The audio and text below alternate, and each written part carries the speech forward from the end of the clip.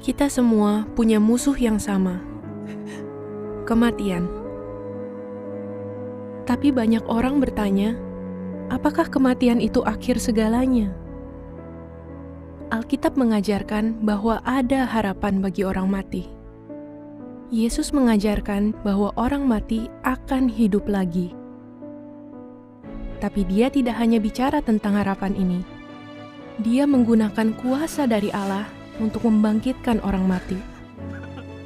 Alkitab berjanji bahwa Anda bisa bertemu lagi dengan orang tercinta yang sudah meninggal, di sini, di bumi ini.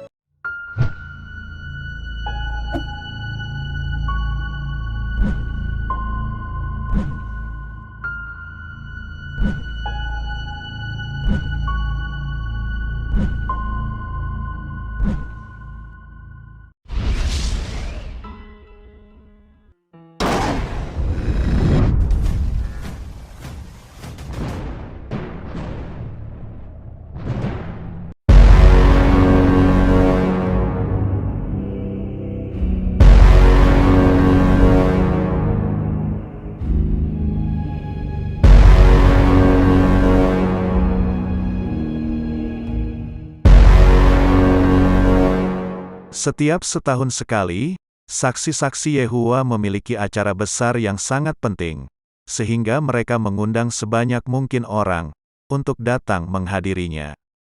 Acara itu disebut sebagai perjamuan malam Tuhan, yaitu acara memperingati kematian Yesus. Biasanya, acara itu diadakan di balai kerajaan, tempat saksi-saksi Yehuwa beribadah. Di dalam acara tersebut, saksi-saksi Yehuwa juga mengadakan perjamuan makan roti dan minum anggur, seperti yang Yesus perintahkan di Lukas pasal 22 ayat 17-20, yang berbunyi, Kemudian ia mengambil sebuah cawan, mengucap syukur, lalu berkata, Ambillah ini dan bagikanlah di antara kamu. Sebab aku berkata kepada kamu, mulai dari sekarang ini, aku tidak akan minum lagi hasil pokok anggur, sampai kerajaan Allah telah datang. Lalu ia mengambil roti, mengucap syukur, memecah-mecahkannya, dan memberikannya kepada mereka katanya, Inilah tubuhku yang diserahkan bagi kamu. Perbuatlah ini menjadi peringatan akan aku. Demikian juga dibuatnya dengan cawan sesudah makan, ia berkata, Cawan ini adalah perjanjian baru oleh darahku, yang ditumpahkan bagi kamu. Namun demikian, di dalam acara tersebut, mayoritas saksi-saksi Yehuwa yang hadir tidak turut ambil dan makan roti dan minum anggur yang diedarkan di antara mereka. Saksi-saksi Yehuwa hanya mengedarkannya di antara mereka.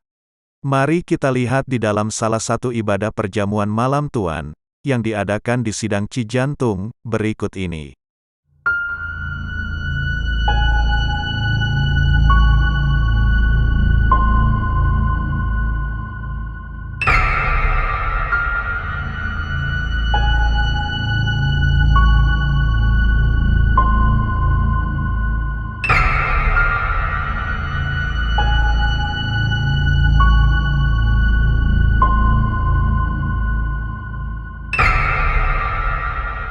Mengapa saksi-saksi Yehuwa tidak minum anggur dan makan roti yang diedarkan?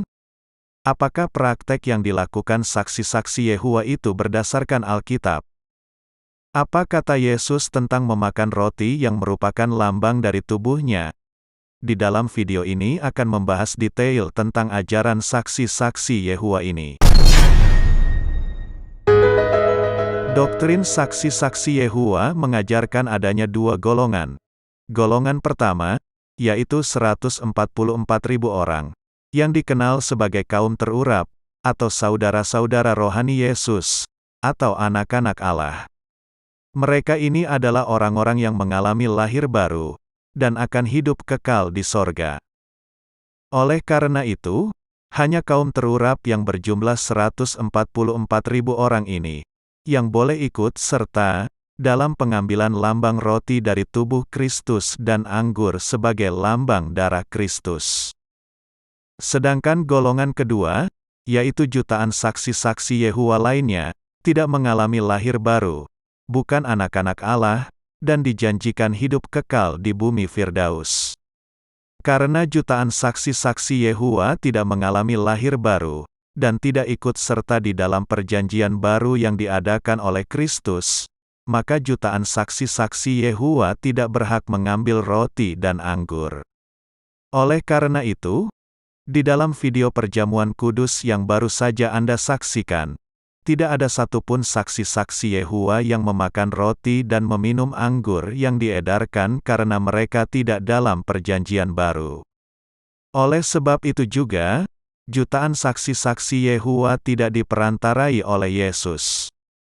Yesus bukanlah sang pengantara bagi jutaan saksi-saksi Yehova. Video nomor 54 membahas siapa sang pengantara saksi-saksi Yehova. Perlu kita ketahui bahwa doktrin ini diciptakan oleh Presiden kedua, Lembaga Menara Pengawal, yaitu Joseph Rutherford, seorang nabi palsu yang gagal menubuatkan kebangkitan nabi-nabi Perjanjian Lama di tahun 1925. Di video nomor 32 telah dibahas alasan mengapa konsep hidup kekal dari Joseph Rutherford itu mustahil terjadi. Link videonya ada di kolom deskripsi.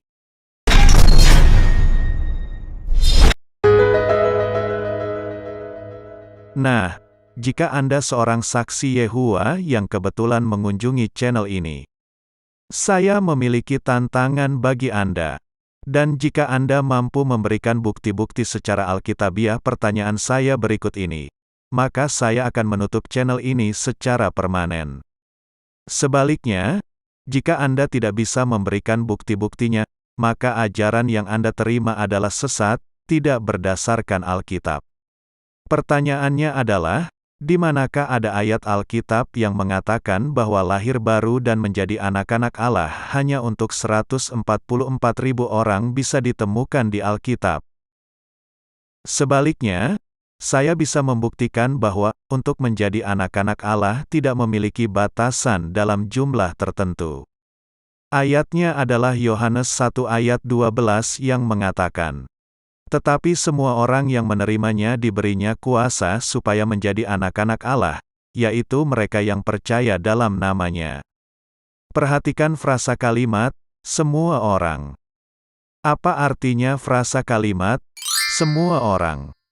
Ini artinya, tidak ada jumlah tertentu untuk menjadi anak-anak Allah. Jika ada seseorang yang percaya dalam namanya, maka dia adalah anak-anak Allah. Demikian juga dengan lahir baru. Kita lihat Yohanes 3 ayat 5 dan 6 mengatakan, Yesus menjawab, "Aku berkata kepadamu, sesungguhnya jika seorang tidak dilahirkan dari air dan roh, ia tidak dapat masuk ke dalam kerajaan Allah. Apa yang dilahirkan dari daging, adalah daging, dan apa yang dilahirkan dari roh, adalah roh." Saya juga ingin Anda memperhatikan frasa kalimat, jika seorang. Apa artinya frasa, jika seorang? Ini juga berarti bahwa untuk lahir baru, tidak dibatasi oleh jumlah tertentu. Siapapun bisa lahir baru. Nah, jika saksi-saksi Yehova mengajarkan hanya 144.000 orang, yang bisa jadi anak-anak Allah dan lahir baru, maka jelas, ini adalah ajaran sesat. Super sesat. Di ayat ini juga mengatakan, bahwa jika saksi-saksi Yehova ingin masuk ke dalam kerajaan Allah, maka ia harus lahir baru. Jika tidak, ia tidak akan masuk ke dalam kerajaan Allah. Jadi, janji menara pengawal kepada jutaan saksi-saksi Yehova akan hidup kekal di bumi Firdaus, di bawah pemerintahan Kristus, adalah janji kosong, karena saksi-saksi Yehova tidak akan memasukinya. Sekarang kita bahas poin terakhir, yaitu apa kata Yesus tentang makan daging yang dilambangkan oleh roti, dan darahnya yang dilambangkan oleh anggur. Saksi-saksi Yehova berharap, mereka akan dibangkitkan. Kita lihat video propaganda menara pengawal, tentang kebangkitan.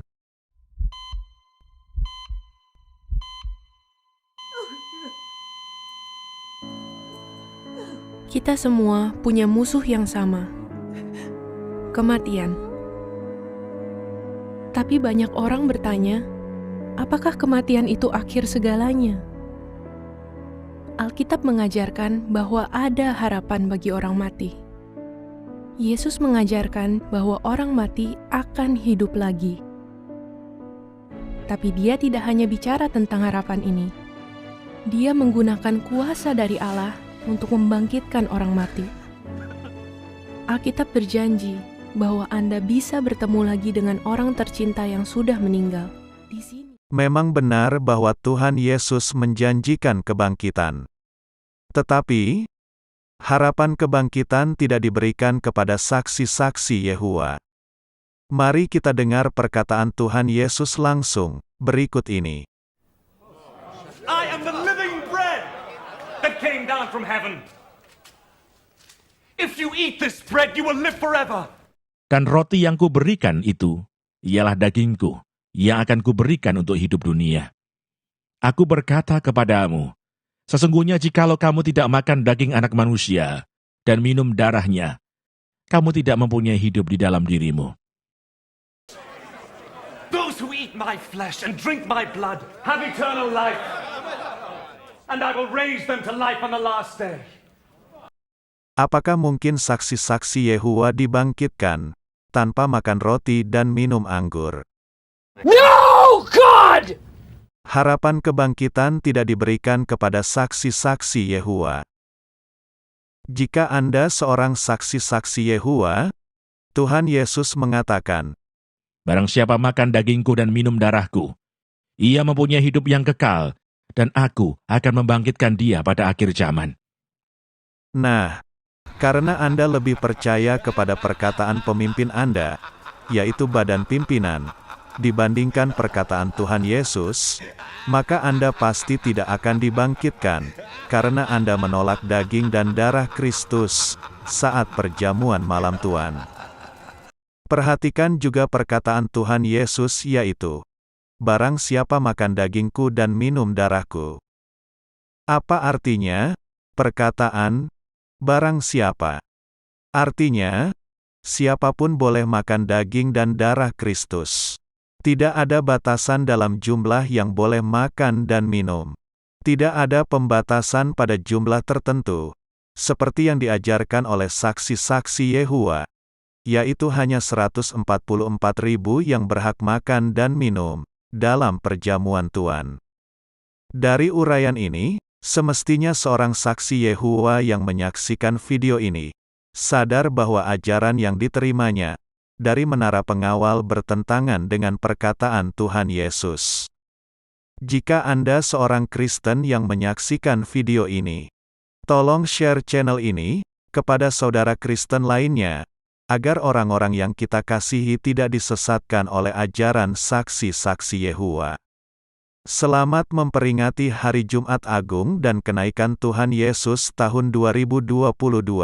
Tuhan Yesus memberkati.